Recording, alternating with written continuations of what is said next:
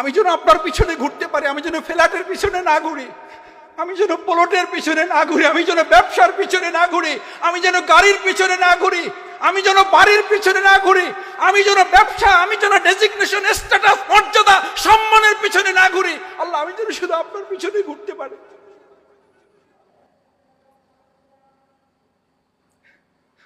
আসসালামু আলাইকুম সুপ্রদর্শক। একসময়ের তুমুল জনপ্রিয় ছাত্রনেতা ডক্টর শফিকুল ইসলাম মাসুদ, যিনি বাংলাদেশ ইসলামী ছাত্র শিবিরের সাবেক কেন্দ্র সভাপতি, তার মোটিভেশনাল বক্তব্যের কারণে এদেশের হাজারো যুবক তারা ইসলামের ছায়াতলে এসেছে। সুপ্রদর্শক, তার বক্তব্য অসাধারণ। আমি আমার জীবনে প্রচুর ছাত্র নেতাদের বক্তব্য শুনেছি, কিন্তু ডক্টর শফিকুল ইসলাম মাসুদের বক্তব্য সবার থেকে একটু ভিন্ন লেগেছে। সেই ডক্টর শফিকুল ইসলাম মাসুদ বর্তমান বাংলাদেশ জামাত ইসলামী ঢাকা মহানগরী দক্ষিণের সেক্রেটারি। তিনি গত কয়েকদিন আগে 2024 সালে যারা হজ করতে যাবেন সে সকল ব্যক্তিদের সংবর্ধনা অনুষ্ঠানে বক্তব্য রেখেছেন, এবং ডক্টর শফিকুল ইসলাম মাসুদ যে হজ করেছেন তার হজ করার কিছু দৃশ্যের কথা তিনি বর্ণনা করছিলেন, এবং দুচোখ বেয়ে তার অশ্রু ঝরছিল। সুপ্রদর্শক, কি এমন ঘটেছিল হজে গিয়ে, ডক্টর শফিকুল ইসলাম মাসুদের সাথে আমরা তার মুখ থেকে বিস্তারিত জেনে আসবো। কাবার পথে হজ ট্যুরস অ্যান্ড ট্রাভেলসের আজকের এই হজযাত্রী ভাই বোনদের নিয়ে অনুষ্ঠানের সম্মানিত সভাপতি, শ্রদ্ধাভাজন অতিথিবৃন্দ এবং আজকের অনুষ্ঠানের সবচেয়ে বড় মেহমান, প্রধান অতিথি যারা আমাদের আল্লাহর মেহমান হিসাবে যারা ইতিমধ্যে গৃহীত হয়েছেন, আল্লাহ তাআলা যাদেরকে অনুমোদন করেছেন তারাই রেজিস্ট্রেশন করতে পেরেছেন। আল্লাহর অনুমোদন না হলে আমাদের রেজিস্ট্রেশন হতো না। আল্লাহর মেহমান হিসেবে যারা বাছাই হয়েছেন তাদের চেয়ে বড় মেহমান এখানে আমাদের স্টেজে কেউ থাকার কথা না। সুতরাং আজকের অনুষ্ঠানের সম্মানিত প্রধান অতিথিবৃন্দ, ভাই এবং বোনেরা, আসসালামু আলাইকুম ওয়া রাহমাতুল্লাহি ওয়া বারাকাতুহু। সম্মানিত ভাই এবং বোনেরা, আমি আমাদের ব্যস্ততার মধ্যে এসেছি, এটার চেয়ে বড় কথা হচ্ছে আমি একটু লোভে এসেছি। প্রত্যেক মানুষেরই স্বার্থপর। এতজন ভাই বোনের সাথে দেখা করে যদি আপনাদের কারো দোয়ায় আমি সামিল হতে পারি, শুধু এইটুকুর জন্য এসেছি আপনাদের কাছে। আর সাথে দু একটা কথা যদি বলার সুযোগ, যেহেতু আপনারা দুপুরে লাঞ্চে দেরি হয়ে যাচ্ছে, আমি একেবারেই সংক্ষেপে দু একটা কথা বলে আমার কথা শেষ করব। মূলত আবেদন জানাচ্ছি যে আপনারা যদি আপনাদের সময় হয়, আপনার জন্য, আপনার পরিবারের জন্য, আপনাদের অন্যান্য আরও সামগ্রিক বিষয়ে দোয়ার পাশাপাশি আমার মতো এই ক্ষুদ্র গুনাহগারের কথা যদি মনে রেখে একটু দোয়া করেন, তাহলে আমি আপনাদের প্রতি কৃতজ্ঞ থাকব। দ্বিতীয় কথা হচ্ছে, হজের জন্য আল্লাহ তাআলা আপনাকে বাছাই করেছেন। 5টি মৌলিক ইবাদতের জন্য কিন্তু আল্লাহ তাআলা সমস্ত বান্দাবান্দিকে বাছাই করেন না। আল্লাহর বহু বান্দাবান্দি আছেন এরকম একটা মৌলিক ইবাদত করা ছাড়াই তারা পৃথিবী থেকে চলে গেছেন। আরও বহু বান্দাবান্দি পৃথিবী থেকে হয়তো এরকম একটি ইবাদত ছাড়া তাদের চলে যেতে। আল্লাহ তাআলা যে আপনাকে নসিব করেছেন, এটার জন্য আল্লাহ আপনাকে বাছাই করেছেন। এই তৌফিক, এই যোগ্যতা, এই আমলি যোগ্যতা এবং এই দুনিয়াবি সম্পদের যে যোগ্যতা আল্লাহ তাআলা আপনাকে দিয়েছেন, আমার বোধহয় হৃদয় উজাড় করে মনের সমস্ত আবেগ দিয়ে আল্লাহ শুকরিয়া আদায় করা উচিত, আলহামদুলিল্লাহ। দ্বিতীয় কথা হচ্ছে, আপনি যখন ইহরাম করবেন, আপনি যে সাদা কাপড়ে নিজেকে আবৃত করবেন, অনুভূতিটা যেন আমি লালন করতে পারি। অনুভূতিটা কি? আসলে এটার মূল কথা হচ্ছে, আল্লাহ তাআলা আপনাকে পৃথিবীতে পাঠিয়েছেন একেবারেই মুসাফির হিসাবে। ইহরামের মধ্য দিয়ে আপনাকে স্মরণ করানো হচ্ছে যে আপনি মৃত্যুর পথযাত্রী। এটাই হচ্ছে আপনার ড্রেস। এই যা যা ড্রেস আমরা পরি, বিধান করি, এগুলো আমাদের ড্রেস না। ইহরামের ওই ড্রেসটাই হচ্ছে আমাদের। আপনি দুনিয়ামুখী মানুষ না, আপনি আসলে কি মুখী মানুষ? আখিরাতমুখী মানুষ, পরকালমুখী মানুষ। আপনি সেটার জন্য নিজেকে প্রস্তুত করেছেন, এটাও আপনাকে স্মরণ করিয়ে দেয়। তৃতীয় কথা হচ্ছে, আপনি একটা স্লোগান, ওখান থেকে যখন প্লেনে আপনাকে বলা হবে যে আপনি এখন থেকে মিকাতের মধ্যে পড়ে গেছেন, এখন থেকে একটা স্লোগান পড়া শুরু করেন। কি পড়েন স্লোগান? এই লাব্বাইক শব্দটা যদি আপনি ধারণ করতে পারেন, আপনি তো লাব্বাইক শুধু এটার জন্য বলছেন না, স্লোগানটা এত বেশি বার দেওয়া হয় এবং জোরে বলতে বলা হয়। জোরে বলতে বলা হয় কেন? সূরা হিজরের 94 নম্বর আয়াতে আছে যে আল্লাহ তাআলা বলেন, আমার নির্দেশ যা আছে, আমি যা তোমাকে সত্য কথা বলেছি, সত্যটা প্রকাশ করার ক্ষেত্রে কোনো রাগ ঢাক করবা না, ইনিয়ে বিনিয়ে কিছু করবা না, হাত কসলাইয়ে করবা না। ইসলামের মৌলিক বিধানগুলোর ক্ষেত্রে আপনি আপোষ করার কোনো সুযোগ নাই। আমাদের এখন সিস্টেম হয়েছে একটু মিলেমিশে আর কি, একটু লাইন টাইন করে। এই জন্য ওখানে বলা হয়েছে চুপচাপ বলবা না, যে যত শক্তি আছে তত শক্তি নিয়ে এটা উচ্চারণ করার জন্য বিধান দেওয়া হয়েছে। লাব্বাইক। আপনি হাজির হয়ে গেছেন শুধু হজের জন্য না, মূলত আপনি স্লোগানটা মুখস্থ করছেন এই জন্য যে আল্লাহর 1000 আদেশ, 1000 নিষেধ যখন যেটা সামনে আসবে আপনি তখনই বলবেন আমি কি আছি, হাজির, লাব্বাইক। এটা আল্লাহ বলেছেন, ব্যাস, আর কোনো কথা নেই। আমার স্ত্রী এটা পছন্দ করে না করে কিছু যায় আসে না, আমার স্বামী এটা পছন্দ করে কিছু যায় আসে না, আমার সন্তান এটা পছন্দ করে না করে কিছু যায় আসে না। ফিমা আহিব্বা লাব্বাইকের 4টা অর্থ করা হয়েছে। আমি এই বিস্তারিত আলোচনায় যাচ্ছি না, আমাদের শ্রদ্ধেয় ওলামা ইকরামগণ আছেন, ওনারা আলোচনা করেছেন নিশ্চয়ই। লাব্বাইকের মূল 4টা অর্থ করা হয়েছে। ফিমা আহিব্বা ও কারিহা, আল্লাহর বিধানের ক্ষেত্রে আমরা পছন্দ আপনার না কার, এটা হচ্ছে হজের লাব্বাইকের প্রথম স্লোগান। ফিল উসরি ওয়াল ইউসরে, এটা যদি সহজ হয়, হজ কি কঠিন ইবাদত না সহজ ইবাদত? কঠিন ইবাদত। আপনি কঠিন ইবাদতটা বাছাই করেছেন এবং আনন্দের সাথে যাচ্ছেন এবং এটাকে আপনি এনজয় করছেন, এই কাঠিন্যতাটাকে আপনি এনজয় করছেন, উপভোগ করছেন, ভালো লাগছে যে আমি আল্লাহর একটা বিধান মানতেছি।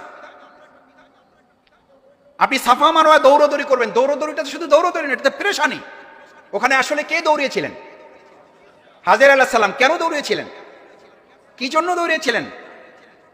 কাকে দিবেন পানি? একটু সন্তানকে একটু পানি দিবেন। আমাদের অনেক সময় অনেকে বলেন, ভাই আমাদের ইসমাইলের মতো সন্তান তো খুব দরকার, মাসুদ ভাই একটু দোয়া করে দেন, আমার ছেলের নাম্বারটা দিচ্ছে, একটু কথা বলেন। তা আমি তখন একটু আফসোস করে মাঝে মধ্যে বলি, খালাম্মা বা খালু যান বা চাচা যান বা চাচি যান বা দাদা যান বা দাদি যান, আমরা আফসোসের জায়গাটা হলো আমরা ইসমাইল প্রত্যাশা করি, কিন্তু আমাদের ওই একই ঘরে হজরত ইব্রাহিম এবং হজরত হাজেরা আলাইহিস সালাম আমরা তৈরি করি না। আমি ইব্রাহিম হই না, আমার স্ত্রী হাজেরা হয় না, অথচ ওই সংসারে আমরা একজন কি কল্পনা করি? আচ্ছা আপনি বলেন, আগে ইব্রাহিম হাজেরা নাকি আগে ইসমাইল? কিন্তু আমাদের কল্পনাটা কি, আমাদের প্ল্যানটা কি? আমি ইব্রাহিম হব না, আমি ইব্রাহিমের দ্বারে কাছেও যাব না, আমি হাজেরা আলাইহিস সালামের পদাঙ্ক অনুসরণ করব না। তিনি ছটফট করেছিলেন আল্লাহর বিধান বাস্তবায়ন করার জন্য। তিনি শুধু ইব্রাহিম আলাইহিস সালামকে জিজ্ঞেস করেছিলেন, আমাকে আমার এই নিষ্পাপ কলিজার টুকরা নাবালক সন্তানটা রেখে আপনি এখানে যে ফেলে যাচ্ছেন, এটা কি আপনার প্ল্যান নাকি আল্লাহর প্ল্যান, নাকি আর কিছু জিজ্ঞেস করেছেন? আপনার মতো এত নিষ্ঠুর নির্দয় মানুষ আমি তো পৃথিবীতে দেখি নাই। এটা হয় নাকি? আপনার কি সামান্যতম বিবেক আছে? কিচ্ছু নাই, জনমানবহীন একটা জায়গায় আপনি আমার কলিজার টুকরা সন্তানটা ফেলে যাচ্ছেন। আচ্ছা বাদ দেন আমার কথা, আমি আমাদের পরিবারগুলোতে তো এই কথাই প্রতিধ্বনি শুনতে পাই, বাদ দেন আমার কথা। সন্তানটার দিকে তো একটু তাকাবেন নাকি? নাকি খালি ইসলাম নিয়ে পড়ে থাকবেন? নাকি খালি কোরআন হাদিসের আলোচনা নিয়ে পড়ে থাকবেন? নাকি খালি কোরআন হাদিসের কথাই আমাদের পেট ভরবে?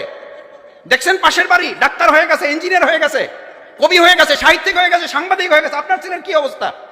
গাড়ি হয়ে গেছে, বাড়ি হয়ে গেছে, ফ্ল্যাট প্লট সব হয়ে গেছে, আমরা কোথায় পড়ে আছি? হাজেরা আলাইহিস সালাম কিছুই জিজ্ঞেস করেনি, শুধু দুটো কথা জিজ্ঞেস করেছে, আপনি যে আমাকে এখানে রেখে যাচ্ছেন, ফয়সালাটা আপনার নাকি আল্লাহর? ইব্রাহিম আলাইহিস সালাম কি বলেছিলেন? এরপরে হাজেরা আলাইহিস সালাম তো আরো কিছু জিজ্ঞেস করেছিলেন যে, না হাজেরা, যদি এটা আল্লাহর হয়েও থাকে তাহলে অন্তত কিছু একটু ব্যবস্থা করে যান, নালে এখানে আমি কেমনে থাকবো বলেন? এটা কি বাস্তব? আপনি বা কেমনে একজন পুরুষ মানুষ হিসেবে এটা পারবেন? আল্লাহু আকবার। আমার হজের কয়েকটা জায়গা আলহামদুলিল্লাহ, আমি আমার ছাত্র জীবনে দুবার আল্লাহ তাআলা দয়া করেছেন যাওয়ার। সাফা মারোয়ায় যখন দৌড়াই প্রতিটা বার মনে হয় ওখানে পানির জন্য দৌড়াচ্ছিলেন, শুধু পানির পেরেশানি না, প্রকৃতপক্ষে দৌড়াচ্ছিলেন আল্লাহর ভালোবাসায় সিক্ত করার জন্য। আপনি যখন উঁচু জায়গায় দৌড়াবেন, ওখান থেকে নিচে নামবেন, ওখানে বলা হয়, দেখবেন যে আরবের যারা ওখানে লোকরা থাকে শুধু এরকম করতে থাকে, মানে আস্তে হাঁটতে বলে না, কি করতে বলে? দৌড়ান, একটু দৌড়ান, একটু বিদ্যা যারা তাদেরকে বলে একটু দৌড়ান, না হলে হুইল চেয়ার নেন, দৌড়ান, পেরেশানিটা নেন।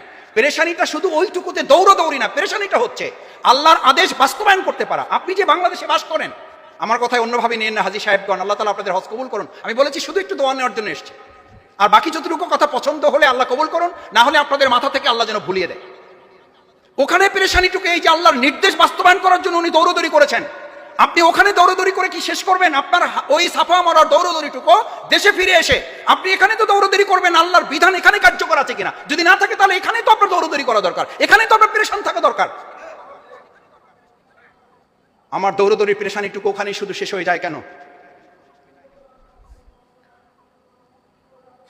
কাবার আশেপাশে যখন আপনি তাওয়াফ করেন, আমি তাওয়াফ করি আর প্রতিবার কাবার দিকে তাকিয়ে আমার মনে হয়েছে, আল্লাহ এই 7 বার আমি ঘুরছি, 7টা বার আমি তাওয়াফ করছি, এই 7টা বার তাওয়াফ আমার জীবনের জন্য শেষ না হয়ে যায়। আমি যেন আপনার পিছনে ঘুরতে পারি, আমি যেন ফ্ল্যাটের পিছনে না ঘুরি, আমি যেন প্লটের পিছনে না ঘুরি, আমি যেন ব্যবসার পিছনে না ঘুরি, আমি যেন গাড়ির পিছনে না ঘুরি, আমি যেন বাড়ির পিছনে না ঘুরি, আমি যেন ব্যবসা, আমি যেন ডেজিগনেশন, স্ট্যাটাস, মর্যাদা, সম্মানের পিছনে না ঘুরি। আল্লাহ আমি যেন শুধু আপনার পিছনে ঘুরতে পারি।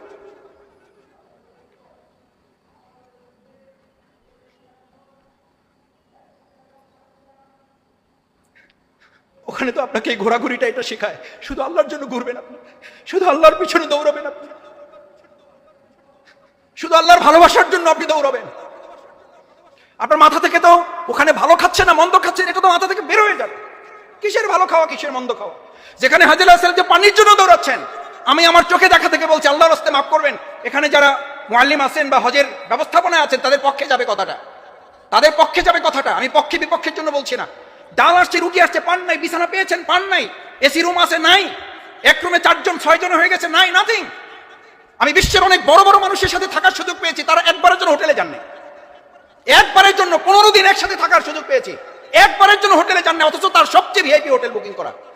বলছে মাসুদ ভাই এরকম বড় বড় হোটেল আমার দেশে আছে, আমি তো হোটেলে থাকার জন্য আসিনি,